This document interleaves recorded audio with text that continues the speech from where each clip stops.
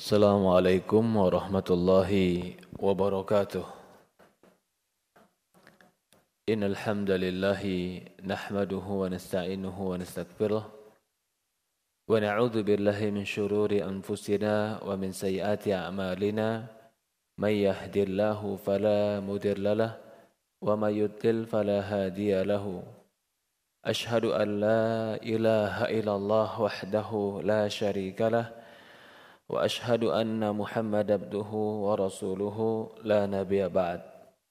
Qala Allah Ta'ala fi kitabihil karim, ya ayyuhalladzina amanu taqullaha haqqa tuqatih fala tamutunna illa wa antum muslimun. Wa qala Allah Subhanahu wa ta'ala, ya ayyuhalladzina amanu taqullaha wa qulu qawlan sadida yuslih lakum a'malakum wa yaghfir lakum dhunubakum wa may yuti'illaha wa rasulahu faqad faza fawzan 'azima. Fa inna asdaqal hadits kitabullah wa khairul hadi nabiyina Muhammadin sallallahu alaihi wa ala alihi wa sahbihi wa sallam. Wa syarrul umuri muhdatsatuha fa inna kulla muhdatsatin bidah fa inna kulla bid'atin dhalalah fa inna kulla dhalalatin finnar. A'adzani wa iyyakum minan nar. Alhamdulillah, segala puja dan puji syukur kita panjatkan hanya kepada Allah Subhanahu wa taala Rabbul Alamin, serta salawat dan salam kepada Nabi kita Muhammadin sallallahu alaihi wa ala alihi wa sahbihi wasallam, kepada keluarganya, kepada para sahabatnya, juga orang-orang yang mengikuti dan mencintainya ila yaumil qiyamah. Para hadirin jamaah yang dimuliakan dan dirahmati oleh Allah Subhanahu wa taala, ibu-ibu dan akhwat yang dimuliakan dan dirahmati oleh Allah Subhanahu wa taala, alhamdulillah di hari ini Allah pertemukan kita dan Allah Subhanahu wa taala permudah kita untuk berkumpul dalam majelis ini. Kita memohon kepada Allah agar pertemuan kita diberkahi oleh Allah, diberikan keikhlasan, diberikan ilmu yang bermanfaat, dan termasuk salah satu sebab Allah Subhanahu wa taala memudahkan bagi kita masuk ke dalam surga Allah Subhanahu wa taala. Sebelum saya bahas pembahasan kita, saya pengen tanya dulu. Berapa lama kajian kita? Bu Ica? 1 jam, 2 jam? 1,5 jam. Kalau bicara masalah puasa itu panjang ya Bu. Dari mulai awal sampai akhir mungkin kita bisa bicara puasa itu banyak yang mau dibicarakan. Dari keutamaannya, dari fikihnya, dari adabnya, dari etikanya. Itu semua bisa dibicarakan di bab puasa ini. Tapi insya Allah kita akan bicara tentang pertama. Sebelum kita bicara tentang fikih puasa, kita bicara tentang sedikit keutamaan Ramadan. Yang pertama, Ramadan bulan Al-Quran. Yang bulan tersebut diturunkannya Al-Quran. Syahrul Ramadan alladzi unzila fihi Al-Quran hudan linnas wa bayyinatin minal huda wal furqan.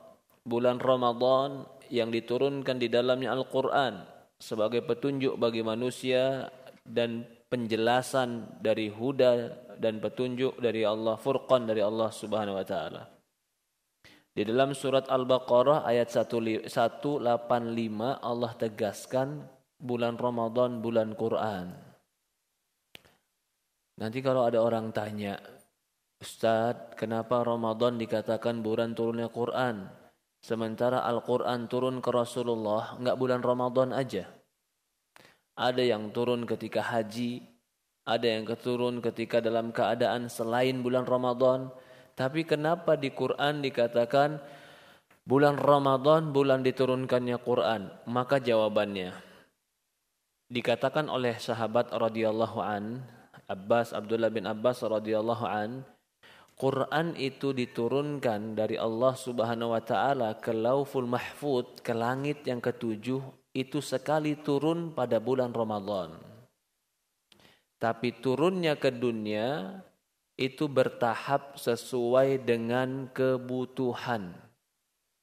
Jadi ketika Allah katakan bulan Ramadan, bulan diturunkannya Quran, kapan itu? Ketika diturunkannya di Lauhul Mahfuz. Di langit yang ketujuh diturunkannya Quran. Diturunkannya di bulan Ramadan karena bulan Ramadan bulan yang penuh dengan keutamaan. Bulan Ramadan yang kedua, bulan Ramadan bulan yang di sana dibuka pintu-pintu surga, ditutup pintu-pintu neraka, dibelenggunya syaitan. Di dalam hadis Rasulullah SAW bersabda dalam hadis Bukhari dan Muslim, "Idza jaa Ramadan, futihat abwabul jannah wa ghuliqati abwabun nari wa sufidati syayatin." Jika sudah masuk Ramadan, maka dibukakan pintu-pintu surga, ditutup pintu-pintu neraka, dan dibelenggunya syaitan. Hadis Bukhari dan Muslim. Apa maksud dibukakan pintu-pintu surga, dan apa maksud ditutupnya pintu-pintu neraka, dan apa maksud dibelenggunya syaitan? Ada yang mengartikan seperti lafadznya, berarti neraka tertutup. Ada yang mengartikan seperti lafadznya, berarti pintu surga terbuka dan syaitan dibelenggu dan dirantai oleh Allah Subhanahu wa taala. Penafsiran ini benar. Tetapi ada yang mengartikan bahwasannya di bulan Ramadan itu dibukakan pintu-pintu surga. Artinya betapa banyak kesempatan seseorang untuk masuk surga di bulan Ramadan. Sehingga seperti terbukanya pintu-pintu surga bagi mereka yang ingin masuk ke dalam surga. Ini maksudnya, dibukakan pintu-pintu surga, kesempatan banyak.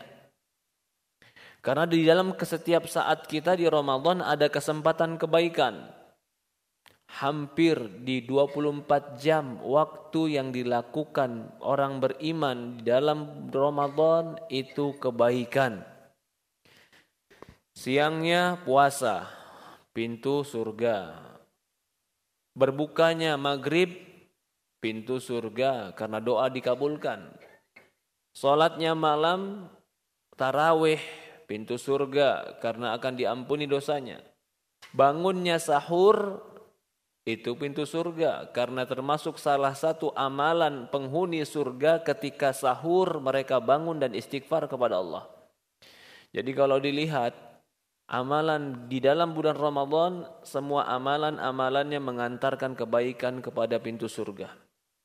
Yang berikutnya, Ramadan bulan ampunan.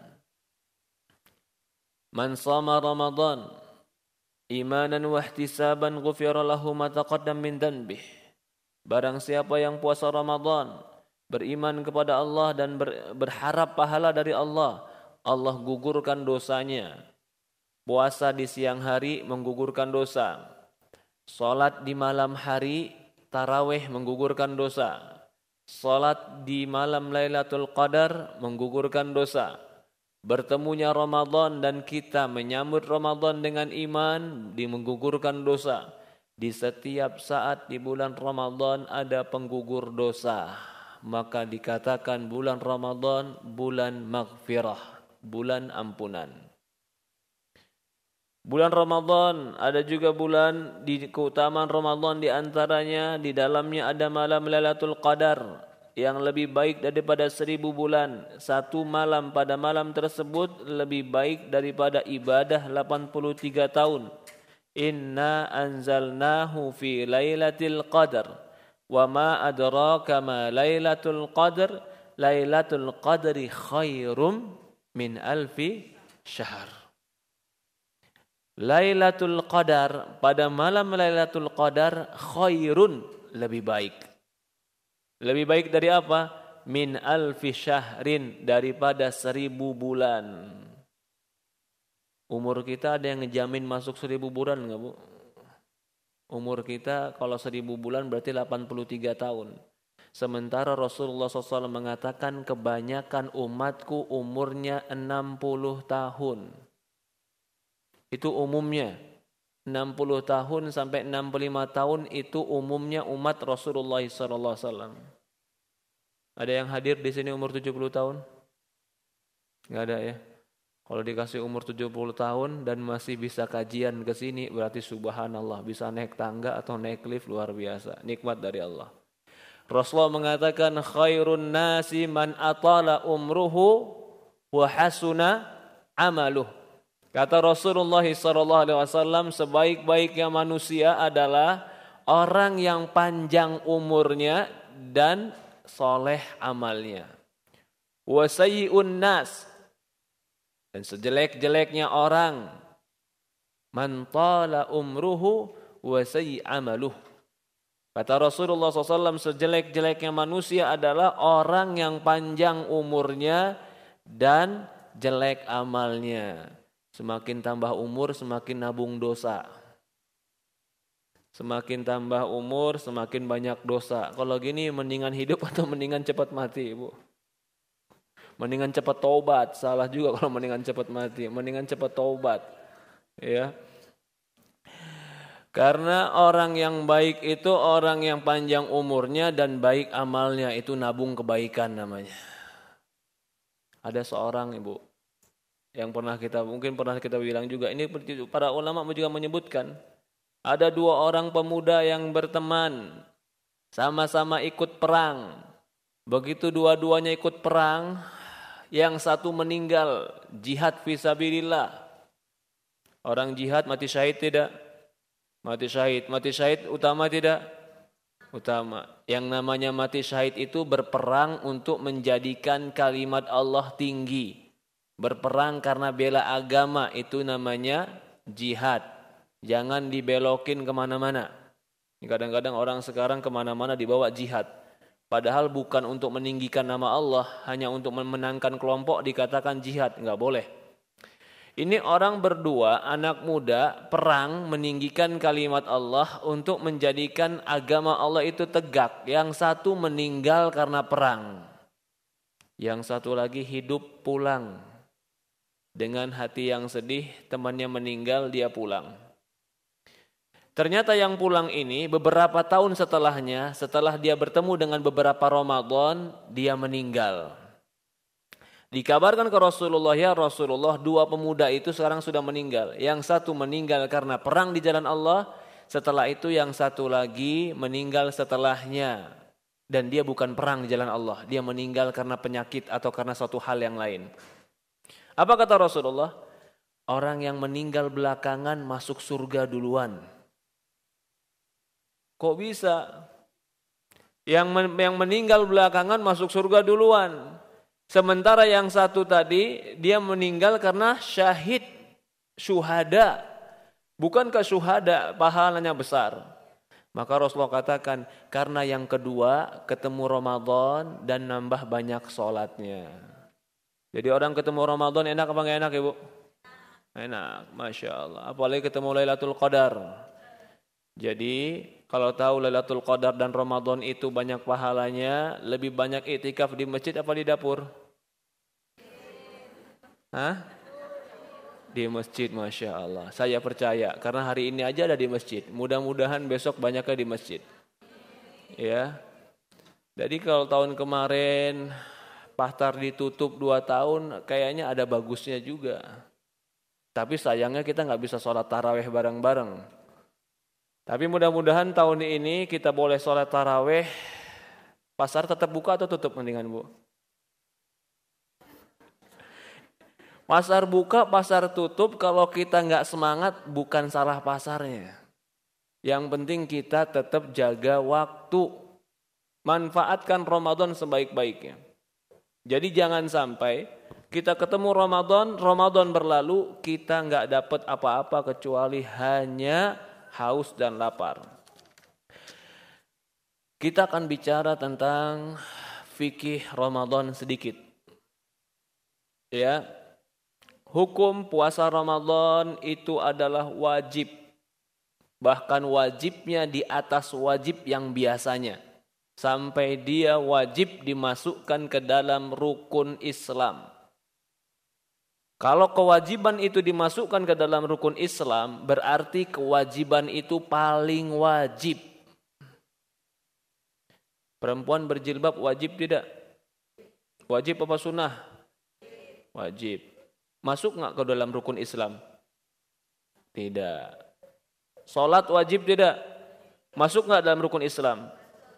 Puasa masuk rukun Islam. Maka kewajiban dari Allah itu pun bertingkat-tingkat. Kalau kewajiban itu dimasukkan ke dalam rukun Islam berarti wajib yang paling wajib. Syahrul Ramadan atau kutiba alaikumus syiyamu kama kutiba alal ladzina min qablikum la'allakum tattaqun.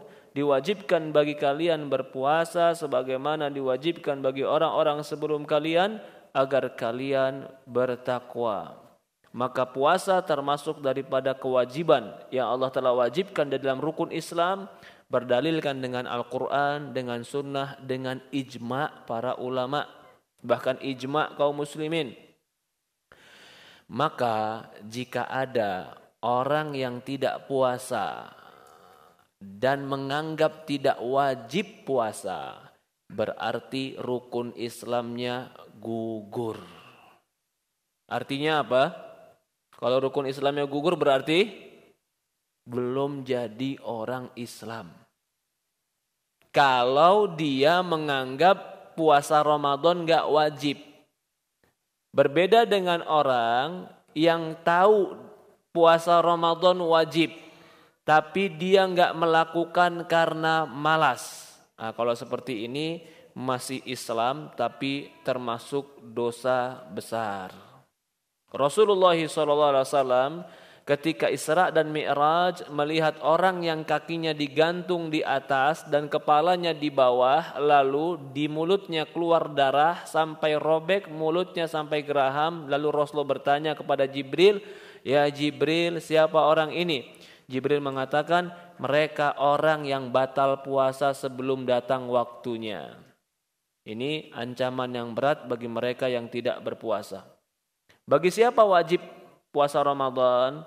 Puasa Ramadan wajib bagi setiap muslim yang berakal, yang balik, yang mampu. Nih, muslim berakal, balik, mampu dan bukan musafir. Kita bahas nih siapa yang wajib puasa? Muslim, berakal, balik, mampu, dan bukan musafir. Berarti kalau bukan muslim, wajib nggak puasa? Nggak wajib puasa. Kalau nggak wajib puasa, berarti ketika dia nggak puasa, dosa atau nggak dosa? Hah? Dosa atau nggak dosa, Bu? Lah kalau dosa berarti kalau dia puasa pahala? Hah? Enggak. Dia ini orang kafir, Bu. Dia enggak beramal dicatat dosa, dia beramal enggak diterima. Itu orang kafir. Jadi jangan dikira nih, oh jilbab itu wajib bagi orang Islam aja. Enggak, bagi orang kafir wajib jilbaban. Apa mungkin nanti di yaumul qiyamah orang muslimah yang enggak jilbaban dihukum sama Allah, orang yang kafir enggak jilbaban enggak dihukum sama Allah? Enggak mungkin. Maka mereka itu dihukum oleh Allah dengan semua dosa yang mereka tinggalkan. Enggak sholat mereka dihukum, enggak puasa mereka dihukum, enggak tutup aurat mereka dihukum. Tapi kalau mereka puasa, sholat, tutup aurat enggak diterima. Artinya urus apa? Artinya harus Islam. Ini yang pertama, muslim. Yang kedua, berakal. Berarti yang enggak berakal enggak wajib puasa. Pertama, orang gila. Orang gila wajib enggak puasa? Kalau dia sadar, udah gilanya 5 tahun, tahun ke-6 sembuh. Wajib enggak diqadha? Hah? Enggak wajib diqadha. Kalau dia pikun. Pikun kan kadang-kadang ada akalnya, kadang-kadang lupa. Wajib enggak diqadha? Boleh nggak puasa? Jadi kalau ada orang tua yang puasa, tiba-tiba siang dia makan gara-gara pikun, batal nggak puasanya? Hah? Pagi dia ikut sahur sama kita, Bu. Siang dia makan. Lupa dia, gara-gara dia pikun. Batal nggak puasanya? Tidak batal, karena orang yang lupa puasanya nggak batal. Kita sebagai orang dekat ingetin, jangan makan lagi puasa. Ya, kalau dia ingat alhamdulillah. Kalau dia lupa lagi, dia makan lagi, itu rizki dia berarti. Karena Rasulullah mengatakan dalam sebuah hadis, fa innallah, Allah telah memberikan makan dan minum kepada dia. Oke. Sekarang berarti orang yang berakal itu wajib puasa. Orang nggak berakal boleh nggak puasa? Boleh nggak puasa? Nggak. Kenapa orang nggak berakal nggak boleh puasa? Karena orang yang tidak berakal tidak punya tujuan. Orang tidak punya tujuan berarti tidak punya niat. Orang tidak punya niat, ibadah nggak diterima. Lagi, orang kesurupan. Dia pagi-pagi, Bu, jam 4 pagi bangun kesurupan. Kesurupan, hilang akal, dia nggak sadar apa-apa, bangun sampai jam 9 pagi. Sholatnya subuhnya lewat, sahurnya lewat, jam 9 pagi baru sadar. Boleh nggak? Tapi dia belum makan apa-apa nih. Dari pagi, dari sahur sampai jam 9 pagi, dia sakit belum makan apa-apa. Begitu dia sadar, oh dia harus puasa. Boleh nggak dia puasa? Hah? Kenapa nggak boleh? Karena tidak ada niat. Niatnya harus dari malam. Lagi contoh. Apa contohnya? Orang yang disuntik atau dalam pengurusan dokter sampai dia pingsan, dipingsankan dokter. Ini sama, berarti tidak berakal. Tidak berakal berarti tidak wajib puasa. Diganti di hari yang lain. Kalau pingsan, dia puasa dari sahur ikut jam 8 sampai jam 8 dia puasa. Begitu jam 8 pagi dia pingsan gara-gara terkejut umpamanya. Bukan karena lemas badannya tapi terkejut dia pingsan. Lalu dia bangun dari pingsannya itu setelah 1 jam, sadar. Berarti ada sekitar 1 jam hilang akalnya. Batal tidak puasanya? Hah? Kan hilang akal, Ibu. Udah niat.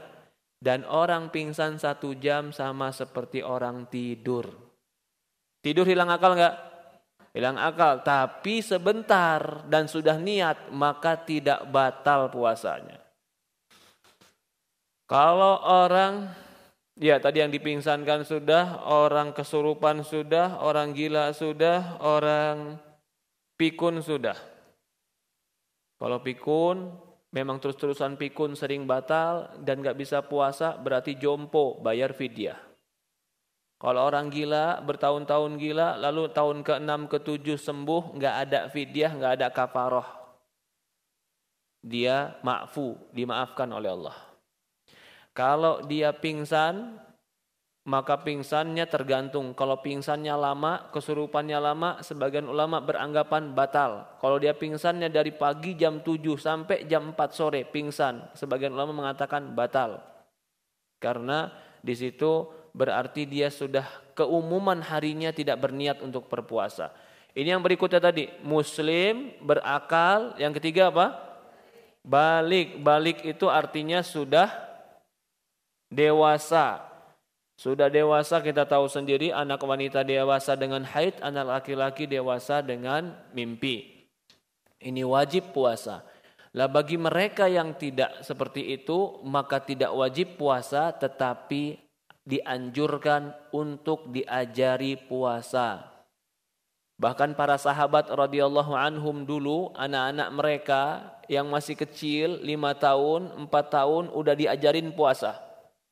Kalau nangis mereka kasih mainan, kasih boneka, kasih apa saja supaya hilang laparnya. Itu di zaman para sahabat. Lah zaman sekarang kalau ada anak kecil, kalau kita di negeri kita, di daerah kita rata-rata anak-anak diajarin puasa dengan puasa setengah hari. Boleh atau enggak boleh? Hah? Boleh apa enggak boleh? Anak kecil enggak puasa sehari, boleh apa enggak boleh? Enggak puasa sama sekali. Boleh. Dia puasa setengah hari, boleh apa enggak boleh? Hah? Enggak ada tuntunannya, betul. Kalau dia meyakini itu ibadah, kita bilang enggak ibadah. Tapi ini dalam rangka pendidikan, maka boleh.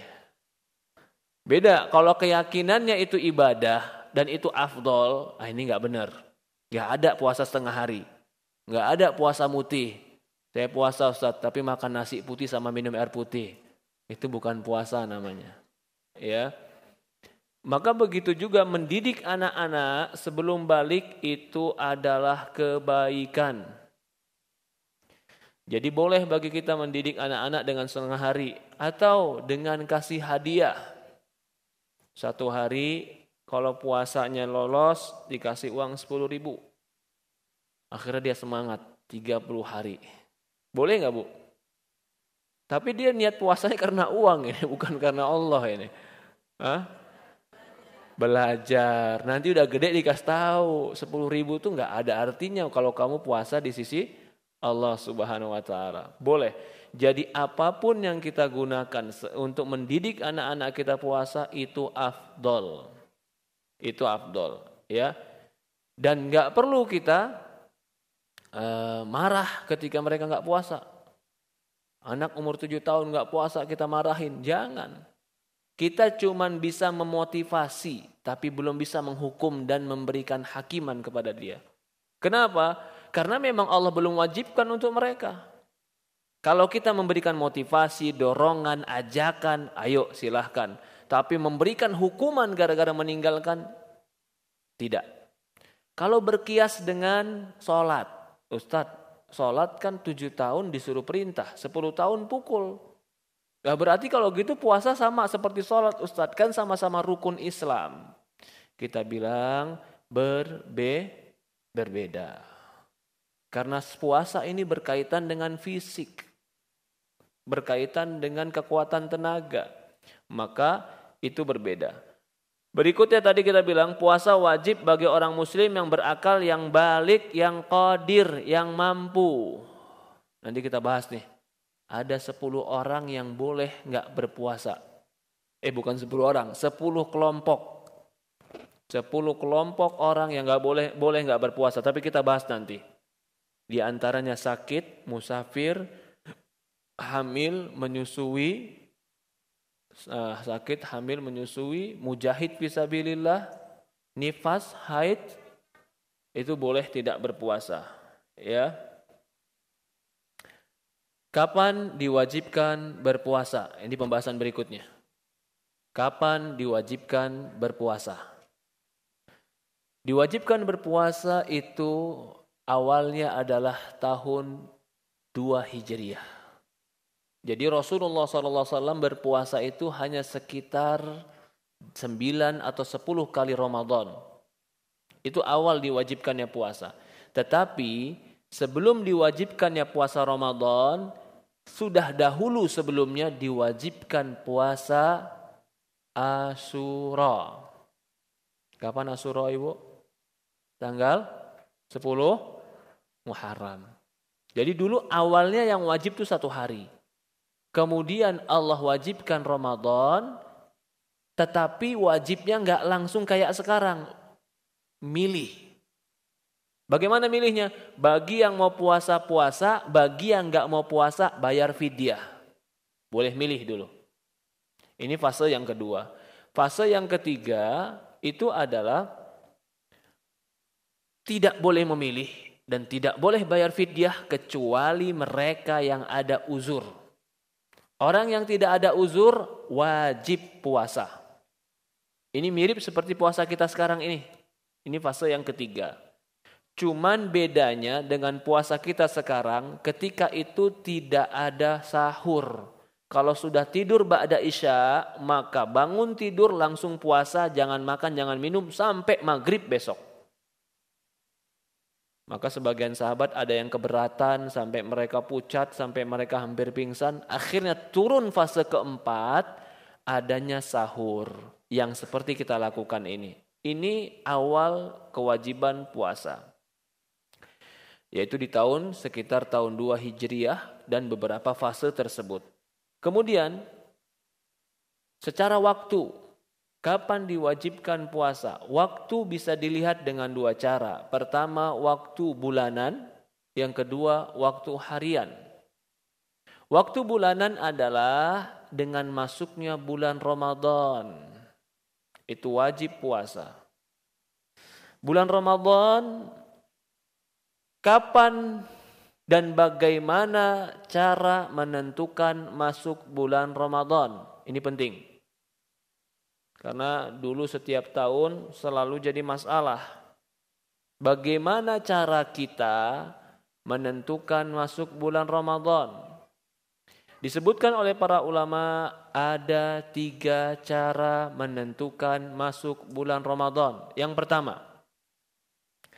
Yang pertama adalah sebagaimana Allah Subhanahu wa taala berfirman, "Faman ra'a minkumus syahra falyasum." Barang siapa di antara kalian melihat bulan, maka berpuasalah. Maksudnya bulan Ramadan, berarti melihat hilal.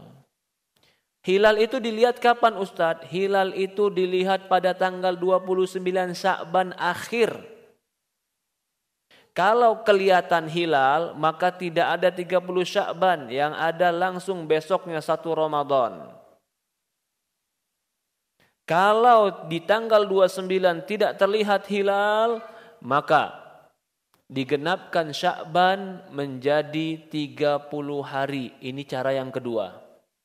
Menggenapkan Sya'ban menjadi 30 hari. Enggak kelihatan hilal, ketutupan awan. Maka genapkan Sya'ban menjadi 30 hari. Yang ketiga, caranya adalah mendapat berita dan kabar dari orang yang terpercaya bahwasannya dia melihat. Ini 3 cara menentukan masuknya bulan Ramadan. Ustadz, ada cara keempat yang lebih canggih sekarang. Apa itu cara canggihnya? Dihitung dengan hisab. Kan zaman canggih sekarang, semua bisa dihitung. Maka saya katakan, hitungan itu hisab. Hisab itu hitungan. Apakah bisa perbuatan Allah dihitung? Saya mau tanya Ibu, bisa nggak perbuatan Allah dihitung?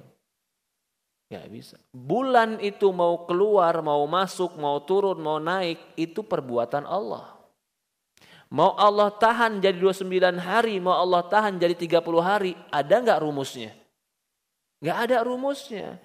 Lah kita kalau mau hitung, pakai rumus apa? Perbuatan Allah mau kita hitung. Loh kita hitung, mereka jawab, kita hitung pakai kebiasaan Ustadz. Biasanya begini. Oke. Berarti kita menghitung pakai kebiasaan. Saya mau tanya, kebiasaan itu pastikah atau kira-kira? Kira-kira. Maka yang kira-kira itu tidak bisa dijadikan sebuah kepastian. Maka hitungan tidak bisa digunakan menjadi sandaran dalam menentukan Ramadan. Saya contohkan, zaman sekarang udah canggih. Cuaca bisa dilihat, kekuatan angin bisa dihitung, pergerakan awan bisa dipantau. Mereka tahu kapan tiup angin, kapan awan bergerak, kapan panas. Sehingga mereka bisa memprediksikan kapan turun hujan. Prediksi turun hujan ini namanya hitungan. Oh besok nanti sore gara-gara awan ini kencang, angin kencang, panasnya sekian derajat, berarti nanti sore hujan. Berdasarkan apa? Hitungan. Kita tanya, gara-gara kamu menghitung nanti sore akan hujan, pertanyaannya, pastikah hujan? Tidak. Karena hujan atau tidak itu perbuatan siapa? Perbuatan Allah. Perbuatan Allah ada nggak yang bisa ikut campur? Maka nggak ada orang yang bisa meremot hujan, Ibu. Karena itu perbuatan Allah. Nggak ada orang yang bisa nolak hujan, nggak ada. Bisa ngatur hujan, hati-hati.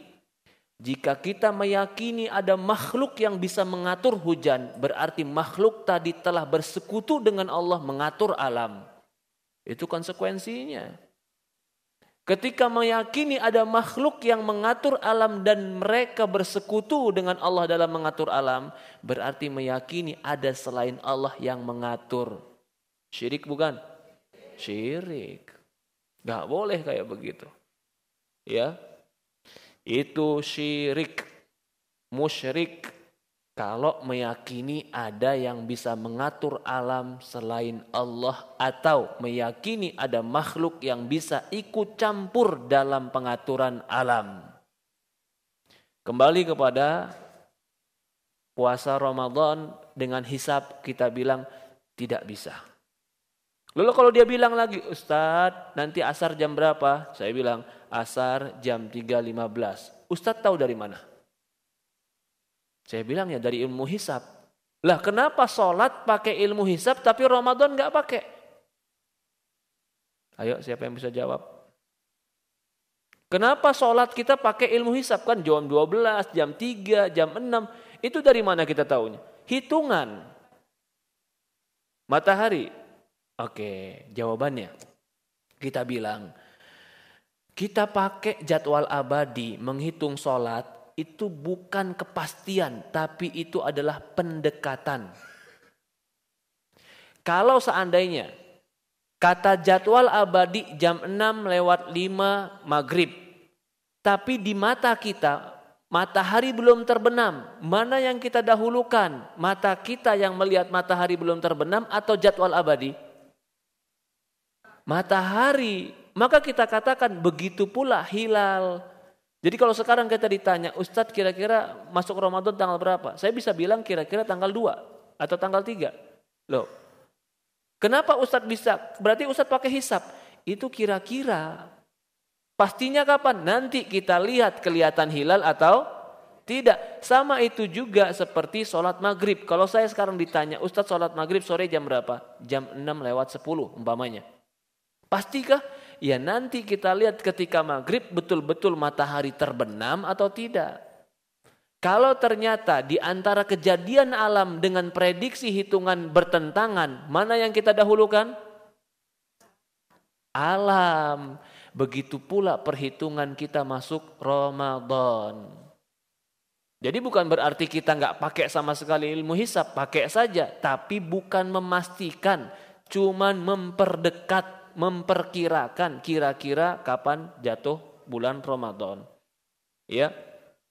Ini kapan diwajibkannya Ramadan? Di Ramadan. Sekarang kan kita bilang tadi waktu wajibnya ada waktu bulanan, ada waktu harian. Sekarang waktu harian mulainya kapan? Mulainya waktu fajar. Kapan waktu fajar itu? Waktu fajar itu ketika bundaran matahari keluar.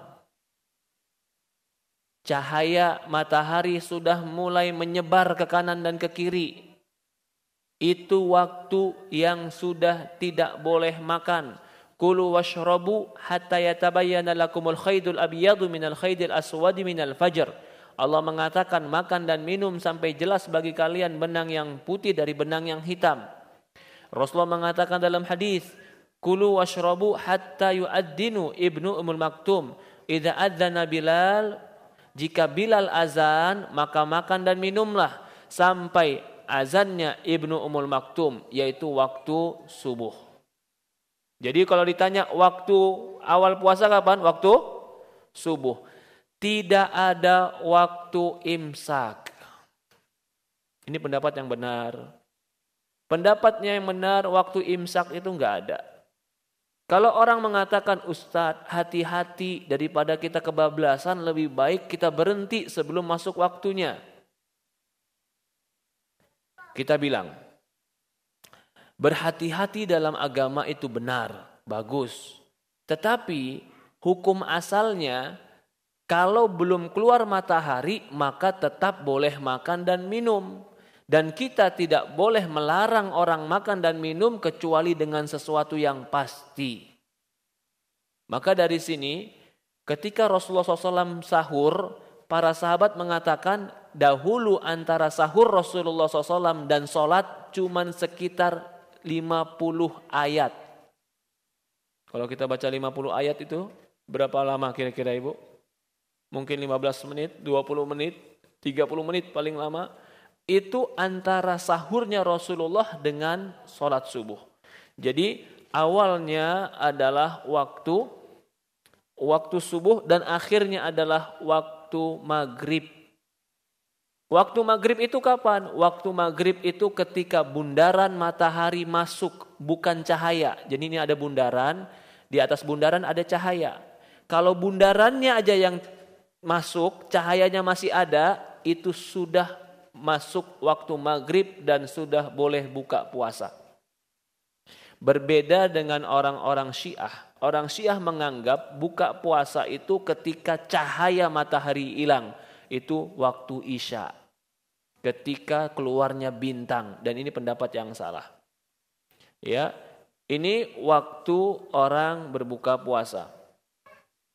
Kemudian kita bahas lagi lebih cepat. Apa saja yang membatalkan puasa? Pembatal puasa yang disepakati para ulama itu ada 3.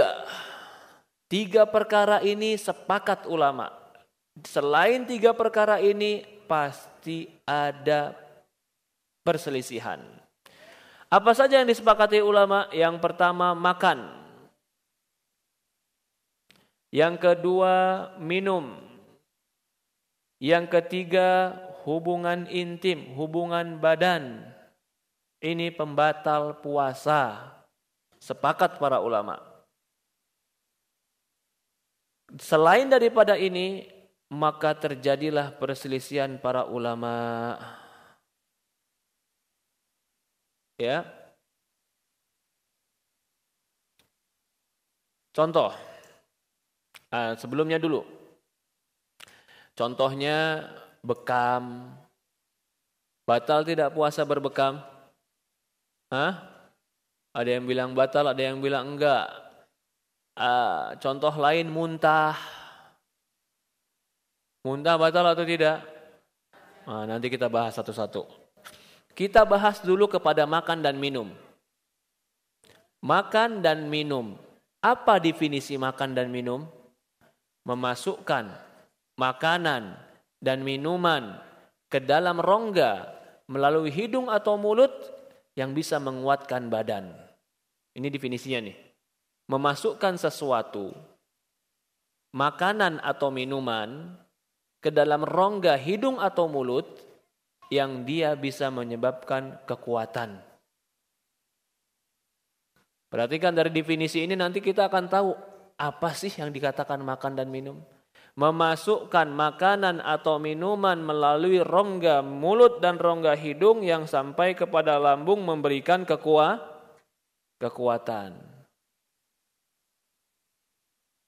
Saya mau contoh. Dia masukkan ke rongga hidung dan rongga mulut, tetapi bukan makanan.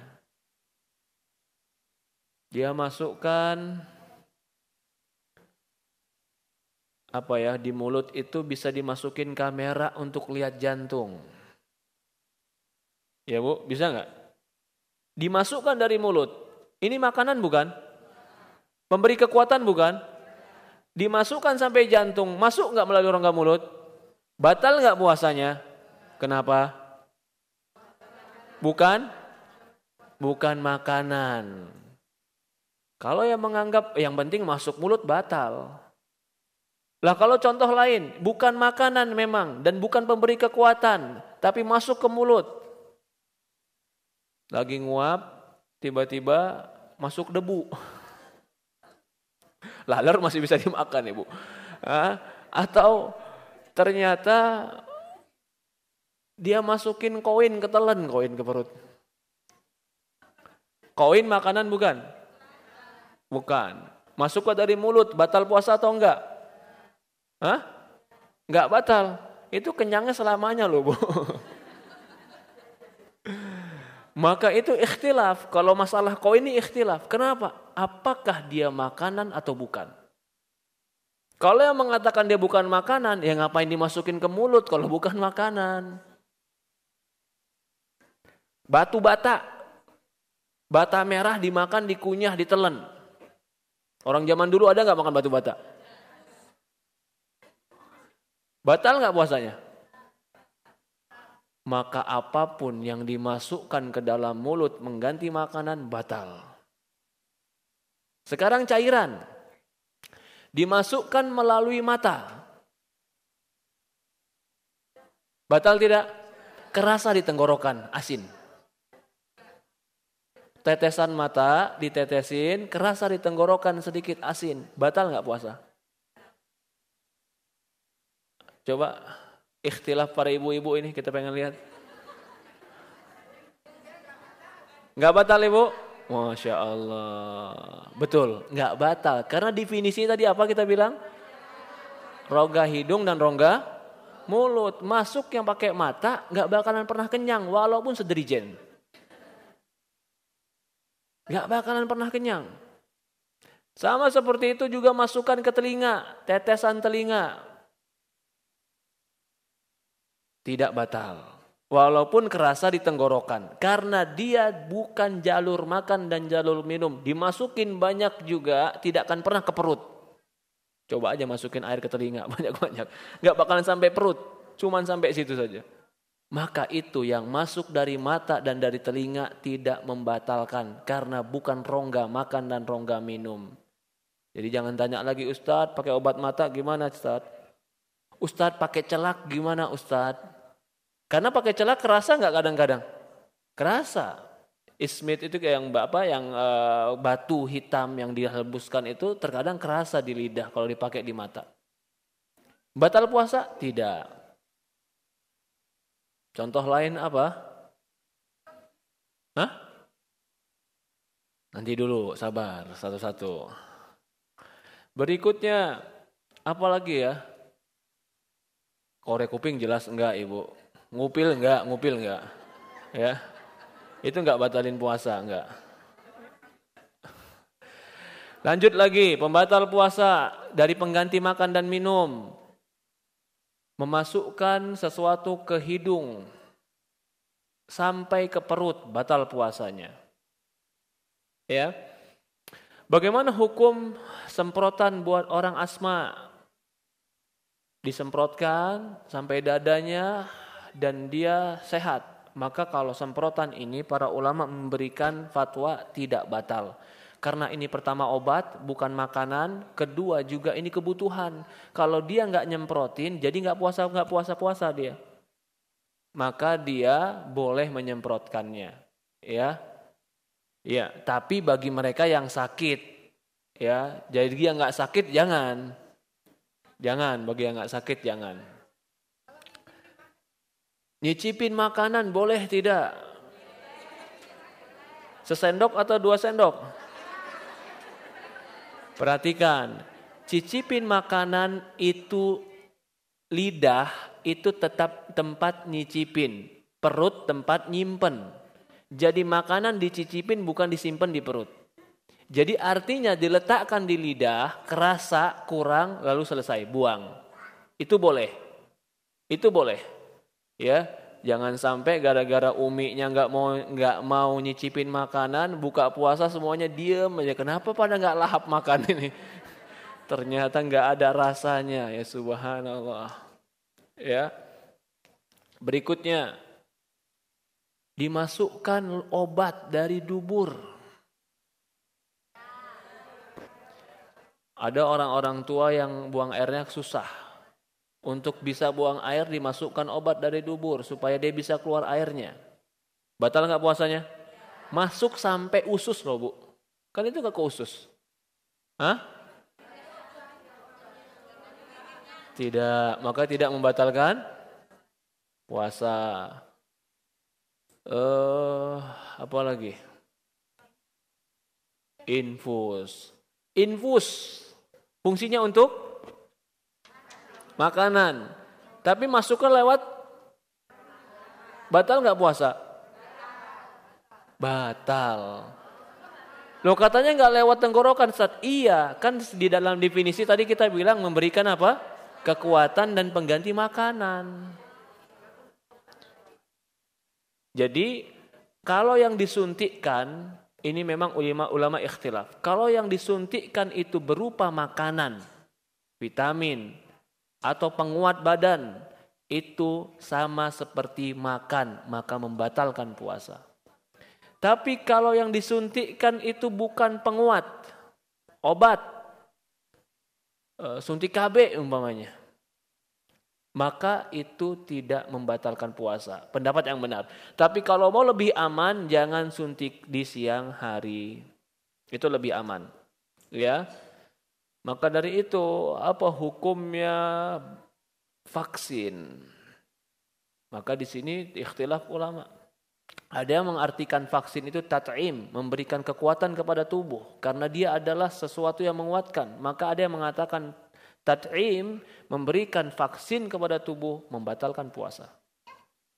Ada yang mengatakan juga tidak, tapi yang lebih aman vaksin jangan di siang hari. Ya, Allahu a'lam. Mungkin perempuan ya bisa cari waktu ketika sedang tidak puasa dia vaksin. Itu lebih baik. Apalagi yang membatalkan puasa di antaranya, di antara makan dan minum dulu nih. Mungkin itu ya, itu makan dan minum. Sikat gigi tidak membatalkan puasa. Apakah sikat gigi itu makruh? Jawabannya tidak. Karena Rasulullah SAW mengatakan, walaula an syuqqa ala ummati la amartum bisiwak ma'a kulli wudu. Kalau seandainya tidak memberatkan pada umatku, aku perintahkan mereka sikat gigi di setiap solat. Ini enggak ada pengecualian. Setiap solat, baik puasa atau enggak puasa, Rasulullah memberikan anjuran untuk sikat gigi. Adapun hadis yang mengatakan sikat gigilah ketika pagi dan jangan sikat gigi ketika sore, hadisnya dhaif, lemah.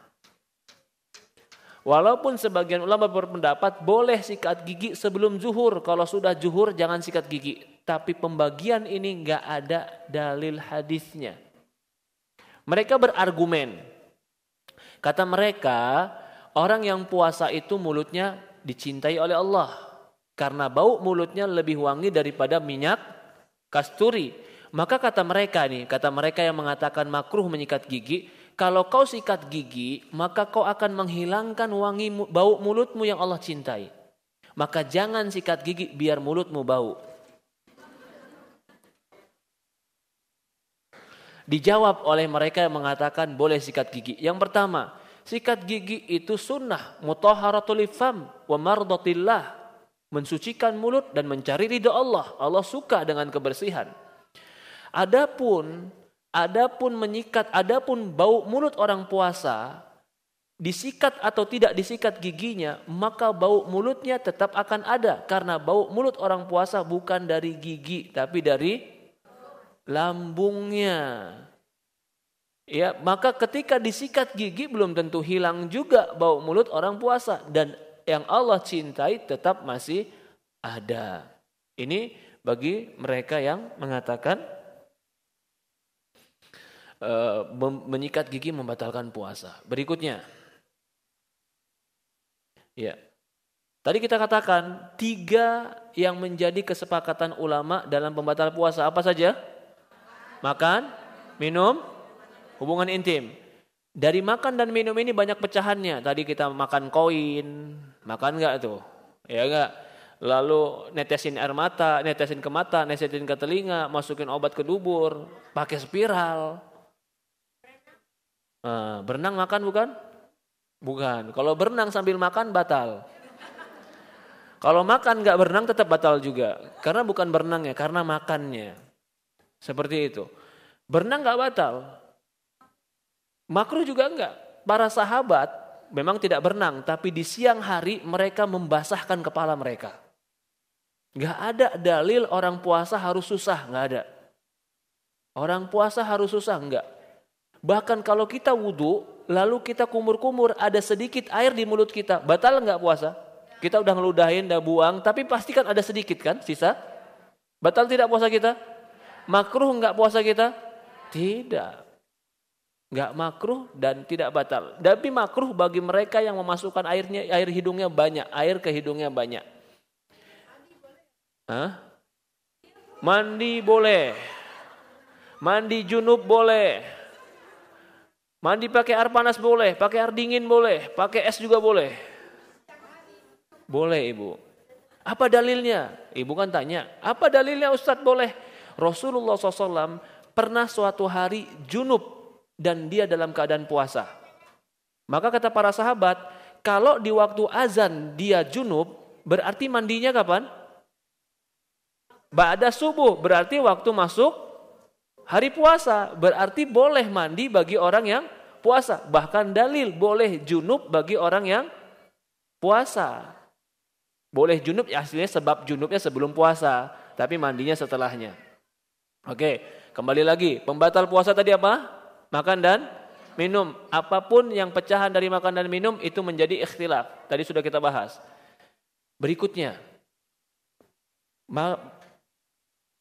pembatal puasa berikutnya adalah hubungan intim. Pembatal puasa inilah satu-satunya pembatal puasa kalau dilakukan bayar kafaroh. Batal puasa dengan makan, batal puasa dengan minum, batal puasa dengan yang lain. Tidak bayar kafaroh, dosa iya kalau tanpa uzur. Kalau ada alasan, ada uzur, ganti di hari yang lain. Tapi kalau hubungan intim ini beda. Ini harus bayar kafaroh. Apa kafarohnya? Yang pertama, ini urutan Bu. Dia harus melepaskan budak. Waduh, cari budak di mana Ustadz? Gak bisa ngelepasin budak, baru boleh pindah kedua. Ngapain?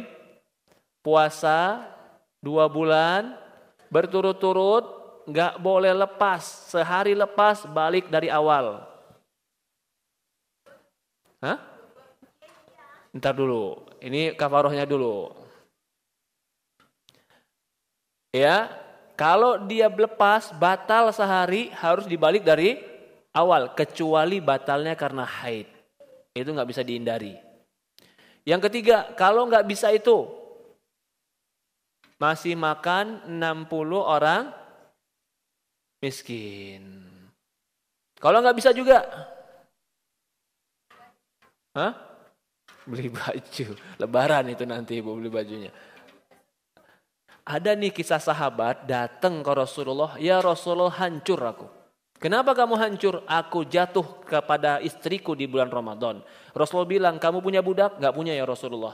Kamu bisa puasa 2 bulan berturut-turut? Gak mampu ya Rasulullah. Kamu bisa kasih makan 60 orang miskin? Ya Rasulullah gak punya uang. Akhirnya dia duduk dan Rasulullah duduk. Tiba-tiba ada orang bawa sekeranjang kurma dan mengatakan, ya Rasulullah mana orang tadi? Ini kurma buat dia, bayarkan buat puasa dia. Buat kafaroh dia. Rasulullah bilang, nih 1 keranjang kurma bagikan buat 60 orang yang termiskin di kampungmu. Lalu dia bilang, ya Rasulullah gak ada yang miskin di kampung ini kecuali aku. Kata Rasulullah, ya udah gitu pulang buat kamu. Nah di sini menunjukkan bahwasannya kalau dia nggak bisa memberikan orang makan itu menjadi gugur. Ada yang mengatakan tidak gugur, jadi hutang sampai dia mampu. Kenapa? Karena tadinya dia ada duduk nih, udah nggak mampu kan, duduk kan, tiba-tiba datang rizki, bayarin. Oh berarti dia mampu lagi. Nah maka yang tidak mampu bayar 60 makan orang miskin jadi hutang bagi dia. Ini pendapat yang benar.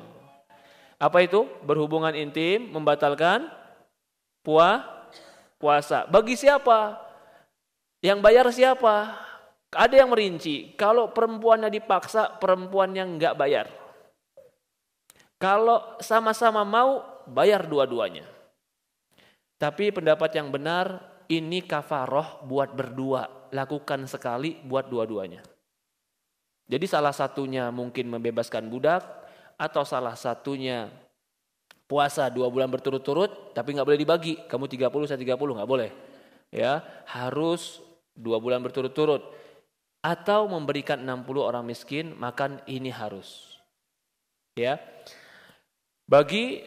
Kalau sudah bayar ini, haruskah dia mengqadha? Dia udah bayar nih buat 60 orang miskin. Apakah satu hari ini harus diqadha lagi? Ini pun terjadi perselisihan ulama, tapi jawaban yang benar tidak, karena dia sudah bayar kafarahnya, penggugur dosanya. Lalu pertanyaannya lagi, 60 orang itu harus 60 orang yang dikumpulin, beda orang, atau porsi 60 orang? Paham maksudnya Ibu? Porsi 60 orang dikasih ke 10 orang bisa nggak? Bisa. Atau memang harus 60 orang miskin dikumpulin? Kalau kita lihat ke dalam hadis tadi, kan Rasulullah bawa satu keranjang kurma yang porsinya buat 60 orang. Dikasih ke dia bilang, ya Rasulullah nggak ada orang lebih miskin dari aku. Ya sudah kalau gitu bawa buat kamu.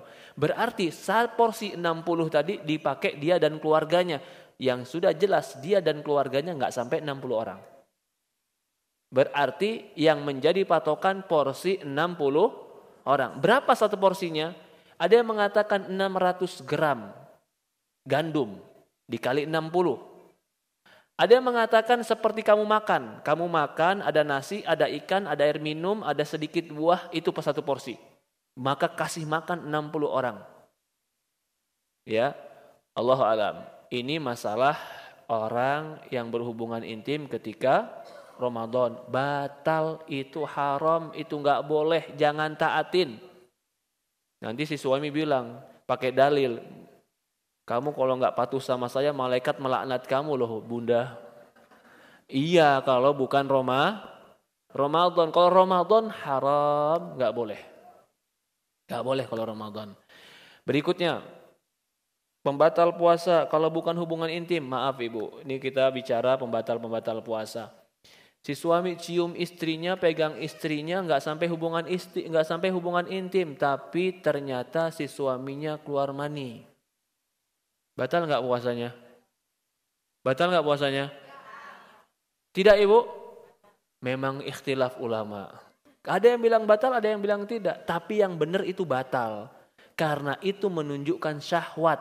Orang puasa jaga syahwat. Puncaknya syahwat keluar mani. Maka orang yang keluar mani sudah puncaknya syahwat. Cuman masalah berikutnya, kalau dia keluar mani bukan hubungan intim. Ini gara-gara dia tugas jauh, 2 minggu pulang sekali-sekali. Begitu ketemu istrinya, dia peluk istrinya, keluar mani. Haruskah bayar kafarah sebagaimana hubungan intim tadi? Apa jawabannya? Jawabannya tidak. Karena bukan hubungan intim. Lalu kalau begitu bagaimana Ustaz? Dia telah berdosa. Bisa nggak dia ganti dengan satu hari yang lain? Jawabannya tidak. Kenapa nggak bisa Ustadz? Karena Ramadan itu puasa di Ramadan. Kalau dia ganti di hari lain bukan puasa Ramadan lagi namanya. Karena puasa itu di waktunya. Orang yang boleh mengganti puasa di lain waktunya, orang yang punya uzur. Sakit, safar, itu punya uzur. Boleh ganti di hari yang lain. Yang tidak sakit dan tidak safar, membatalkan secara sengaja, nggak bisa diganti di hari yang lain. Pembatal puasa berikutnya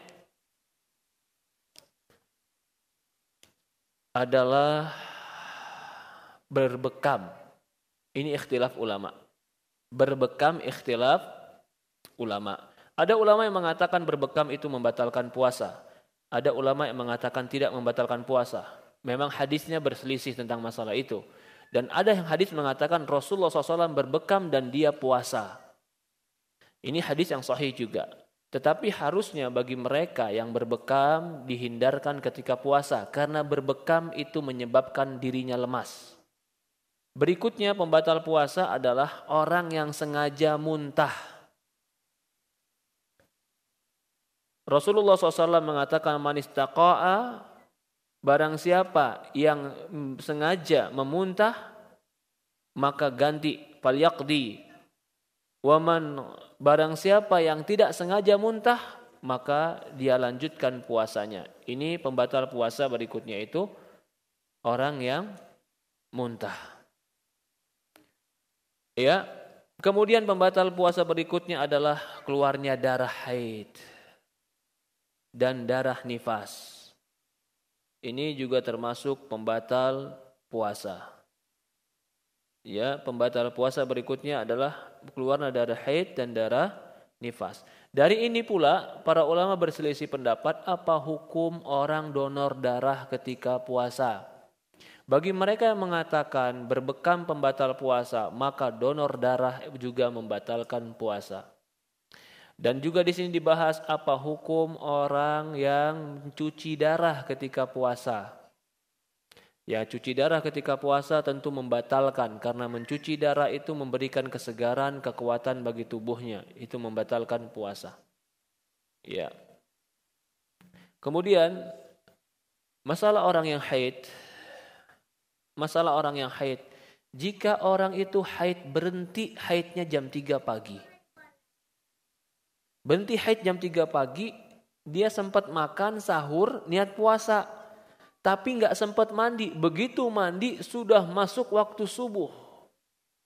Berarti waktu subuhnya dia belum suci. Tapi dia yakin haidnya berhenti jam 3 pagi. Sah tidak puasanya? Sah. Berdalil dengan hadis Rasulullah junub ketika pagi. Karena haid juga tidak suci dikiaskan dengan junub. Ya, ini tentang orang yang haid. Ya. Lalu permasalahannya, jika orang haid, ini perempuan haid ya, perempuan haid tiba-tiba di siang hari suci, jam 1 siang suci dia, udah mandi dia, sholat zuhur dia. Dari jam 1 siang sampai maghrib, boleh nggak dia makan? Udah suci, di bulan Ramadan.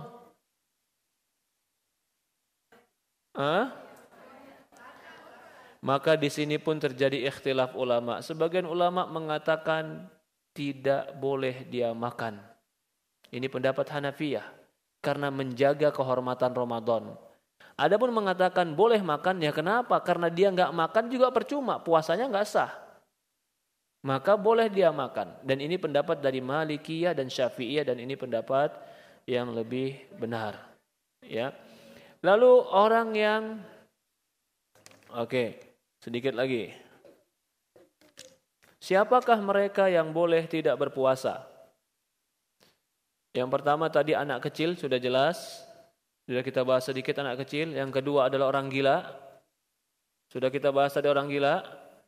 Yang ketiga adalah yang boleh tidak berpuasa adalah orang haid dan nifas. Haid nifas tidak boleh bahkan haram bagi dia berpuasa. Yang berikutnya adalah orang yang sakit. Sakit ini terbagi menjadi 2, sakit yang mungkin sembuh dan sakit yang tidak mungkin sembuh. Sakit yang mungkin sembuh, maka dia wajib mengqadha di waktu-waktu yang dia sembuh. Sakit yang tidak mungkin sembuh, maka ini ada beberapa keadaan. Yang pertama, dia berat melakukan puasa. Ya. Atau orang sakit, orang sakit yang kedua ini, orang sakit yang gak mungkin sembuh dan gak mampu puasa, maka orang kedua ini adalah membayar fidyah. Udah berapa berarti? Anak kecil, orang gila, nifas, haid, sakit, lalu orang yang menyusui dan orang yang hamil. Kalau dia khawatir terhadap anaknya, maka dia berbuka. Atau dia khawatir terhadap dirinya, maka dia berbuka, dia boleh berbuka. Kalau dia berbuka, apakah dia wajib membayar fidyah, ataukah dia ganti di hari yang lain, ataukah dia fidyah plus qadha? Maka di sini pun terjadi ikhtilaf ulama, maka bahwasannya disebutkan sepakat para ulama bolehnya berbuka puasa bagi orang yang hamil dan menyusui kalau takut dan cemas terhadap dirinya dan anak-anaknya. Berkata Syafi'iyah, wajib bagi dia berbuka bagi orang yang hamil dan menyusui kalau dia khawatir akan terjadi mudarat bagi dirinya dan anak-anaknya. Ya, lalu bagaimana? Diganti di hari yang lain, tidak bayar fidyah. Walaupun ada pendapat Abdullah bin Abbas dan yang lain mengatakan bayar fidyah. Kecuali bagi mereka yang terlalu banyak hutang puasanya gara-gara melahirkan, dan nifas atau gara-gara menyusui, boleh dia diganti di hari yang lain. Berikutnya, orang yang boleh berbuka puasa adalah orang yang tidak mampu puasa walaupun bukan musafir. Dia kalau puasa juga nanti dia jatuh sakit, mungkin kerjaannya berat, maka boleh bagi dia berbuka dan ganti pada hari yang lain. Yang berikutnya, orang yang boleh berbuka puasa adalah mujahid, orang berperang di jalan Allah walaupun bukan safar, perang dalam kota. Dia perang karena membela agama Allah, boleh dia berbuka. Berikutnya, boleh berbuka adalah musafir. Orang yang dalam perjalanan, boleh dia berbuka diganti di hari yang lain. Musafir itu yang benar dikategorikan musafir jika perjalanannya lebih daripada 75 km atau 80 km. Walaupun dibahas mana yang lebih afdol bagi musafir, dia puasa atau berbuka. Mana yang afdol? Maka kalau Syafi'i berpendapat dia lebih baik berpuasa karena daripada dia punya hutang itu berat baginya. Ada yang berpendapat berbuka lebih afdol karena berbuka dia mengambil keringanan dari Allah dan Allah sangat cinta jika keringanannya diambil. Maka yang benar bagi musafir boleh berpuasa, boleh berbuka. Yang afdol dia mengambil yang paling ringan. Buka paling ringan? Kadang-kadang bagi orang buka paling ringan, tapi bagi sebagian orang buka sulit karena dia harus ganti di hari yang lain. Tapi itu kembali kepada kita. Yuridu bikumul yusra wa la yuridu bikumul usra. Allah inginkan bagi kalian kemudahan dan Allah tidak menginginkan bagi kalian kesulitan. Bolehkah bagi orang yang haid dan wanita yang haid makan obat anti haid biar enggak datang bulan ini bulanannya? Dia enggak mau punya hutang Ramadan. Boleh enggak, Bu? Hah? Kenapa? Umroh boleh. Kalau haji boleh. Umroh Ramadan? Ada lagi yang pakai untuk malam pengantin, Bu. Pengantin baru dia pakai itu. Ada juga yang bertanya seperti itu. Bagaimana Ustaz pengantin ini pas habis akad malamnya ternyata istrinya haid. Akhirnya dia makan dikasih obat anti haid. Boleh tidak? Maka para ulama berpendapat boleh. Asalkan konsultasi dengan dokter dengan cara yang benar, tidak mengantarkan kepada mudarat. Tapi kalau ditanya yang afdol, kalau buat Ramadan, maka biarkan sebagaimana semestinya. Adapun haji dan umroh, mungkin di situ kesempatan yang terbatas. Jadi mau nggak mau dia harus pakai. Maka haji dan umroh sebagian ulama belum membebaskan. Tapi kalau untuk Ramadan tidak menganjurkan untuk makan obat supaya tidak hamil. Allah alam. Supaya tidak haid. Siyamul mustahadah. Adapun orang yang istihadah. Istihadah itu apa, Ibu? Orang yang terus menerus keluar darahnya tapi bukan haid, bukan nifas, tapi penyakit, maka dia wajib berpuasa. Dan dia harus membedakan antara darah istihadah dan darah haid. Jika dia tidak bisa membedakannya, maka kalau itu lebih dari 15 hari sampai 20 hari sampai 30 hari, maka itu istihadah. Dia tetap sholat, dia tetap puasa. Allah alam, ini sebagian yang kita ambil, sudah 1,5 jam pertemuan kita. Betul? 1,5 jam ya. Iya, 1,5 jam sekitar itu. Mungkin ada pertanyaan, tafadhol dipersilahkan. Melalui kertas silahkan. Kenapa Ibu? Ayo dibayar, menjadi hutang. Tadi pilihan pertama adalah membebaskan budak. Yang kedua puasa 2 bulan berturut-turut. Kalau tidak mampu memberikan makan kepada 60 orang miskin. Ya. Mampu harus bayar. Seperti itu. Jazakallahu khair. La ilaha illallah.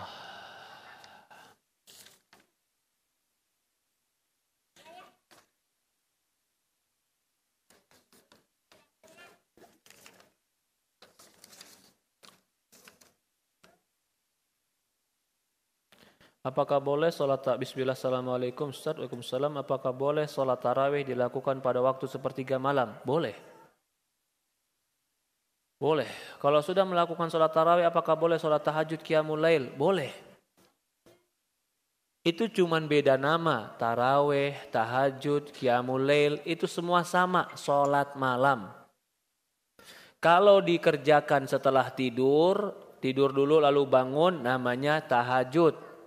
Kalau dilakukannya penuh dengan istirahat, namanya taraweh. Kalau dilakukannya ganjil, namanya witir. Tapi semua itu namanya sholat malam.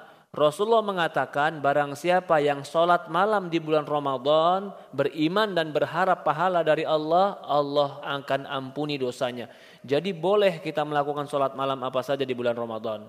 Tapi alangkah baiknya kalau kita bisa sholat dengan yang panjang, yang khusyuk, itu lebih afdol. Allahu a'lam. Ya. Jadi kalau dikatakan pada waktu sepertiga malam boleh, sepertiga pertama atau sepertiga terakhir boleh. Yang lanjutnya,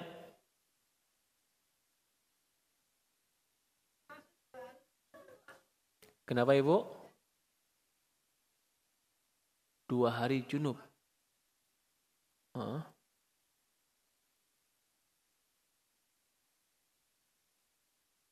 hari junub ya. Oh iya, jadi Rasulullah SAW sebelum sholat subuh, udah azan sholat subuh, dia masih junub. Belum sempat mandi, tapi udah sahur. Sehingga udah azan, masuk waktu sholat, dia belum mandi. Maka kuntu junuban, aku junub, kata Rasulullah. Nah, berarti di sini Rasulullah mandinya setelah sholat atau setelah azan subuh. Berarti para ulama berdalil bolehnya masuk puasa dalam keadaan junub dan boleh juga mandi bagi orang yang berpuasa. Karena setelah itu Rasulullah mandi.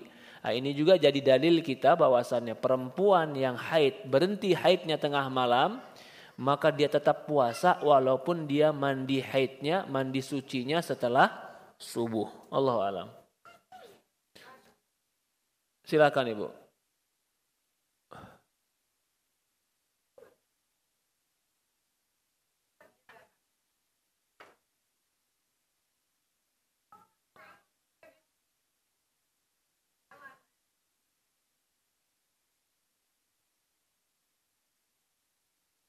Iya, apakah orang yang tidak bisa puasa karena sakit harus disyaratkan tidak bisa bangun? Maka jawabannya tidak. Ketika dia katakan tidak mampu dan dia lemas, khawatir dia tambah sakit. Ada 3. Pertama, orang yang khawatir kalau dia puasa tambah sakit. Ini boleh buka puasa. Yang kedua, orang yang khawatir kalau dia puasa kesembuhannya terlambat. Ini boleh buka puasa. Yang ketiga, orang yang kalau puasa tidak sembuh-sembuh atau bahkan tambah sakit, maka ini boleh buka puasa. Dan tidak disyaratkan sakit itu berarti bed rest di tempat tidur aja. Tidak. Kalau dia tidak mampu dan dia khawatir sakit dirinya dan dia yang tahu tentang sakitnya itu, ya seperti dia takut lemas atau dia takut pingsan, maka boleh bagi dia tidak berpuasa dan diganti di hari yang lain.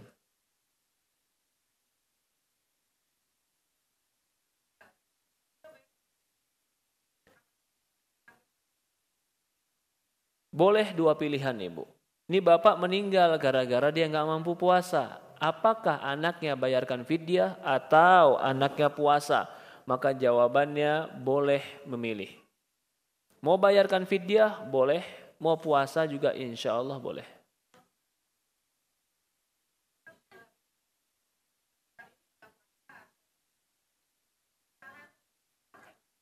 Iya, itu cara yang baik, sudah benar. Selesai 1 hari betul-betul dia nggak puasa langsung bayar, itu lebih sempurna, itu lebih baik. Tidak, tapi dia mau selesai setelah Ramadan pun boleh, begitu.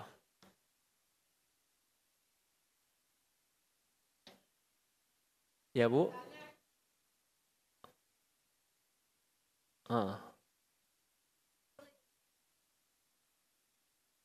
Iya boleh. Itu lebih cepat, lebih sempurna. Berarti kita melepaskan diri dari hutang kepada Allah Subhanahu wa ta'ala. Tapi haruskah sore itu? Kita katakan tidak. Boleh diakhirkan sampai akhir Ramadan. Seperti itu.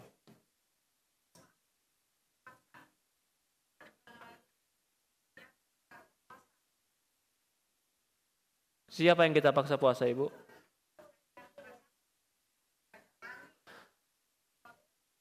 Jangan dipaksa puasa.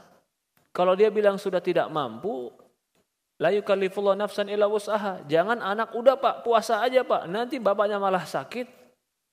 Jadi nggak boleh, ya. Maka kalau enggak Ustaz, kayaknya nggak sakit tapi nih Ustaz. Udah, jangan menghakimi orang, bawa ke dokter, tanya sama dokter. Dok, ini boleh puasa enggak? Kata dokter, oh ini nggak usah puasa. Udah, berarti kembali kepada ahlinya. Jika kita datang ketika kajian sudah mulai, apakah tetap diutamakan sholat tahiyatul masjid atau tidak? Jawabannya tetap tahiyatul masjid lebih utama. Jangankan hanya sekedar kajian. Ketika khutbah Jumat, Rasulullah SAW melihat orang masuk masjid. Rasulullah mengatakan, sholaita? Sudah sholat kamu? Belum ya Rasulullah. Irka' raka'atain. Sholatlah 2 rakaat. Padahal itu waktu khutbah Jumat. Apalagi waktu taklim.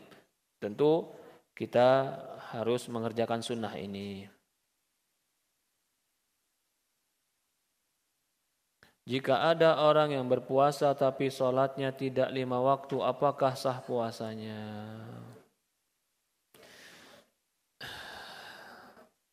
Coba rukun Islam pertama apa? Syahadat la ilaha illallah. Baru itu apa?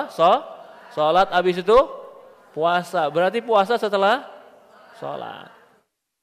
Sama seperti orang yang dia sholat tapi nggak mau syahadat. Bisa nggak? Dia mau sholat tapi nggak mau ngucapin syahadat. Gerakan aja sholat. Begitu syahadat dia diem. Nggak mau baca syahadat. Kita bilang nggak boleh. Kamu harus ngucapin 2 kalimat syahadat. Sholat dan puasa itu sama. Jadi sholat, kalau orang nggak puasa, orang nggak sholat tapi dia puasa, ini orang bisa terancam dengan puasanya tidak sah. Karena rukun Islamnya jadi gugur. Allahu a'lam. Ini yang kita bahas. Saya ucapkan terima kasih banyak. Jazakumullah khair kepada semuanya. Semoga apa yang sedikit kita bahas ini bermanfaat. Semoga Allah Subhanahu wa taala memberikan kita kekuatan di bulan Ramadan. Semoga Allah Subhanahu wa taala memberikan ketakwaan dan keimanan kepada kita dan menjauhkan dari hati kita kejelekan. Kita tutup dengan doa kafaratul majlis. Subhanakallahumma wa bihamdi, subhanallah ilaha illa anta nastaghfiruka wa atubu ilaik. Assalamualaikum warahmatullahi wabarakatuh.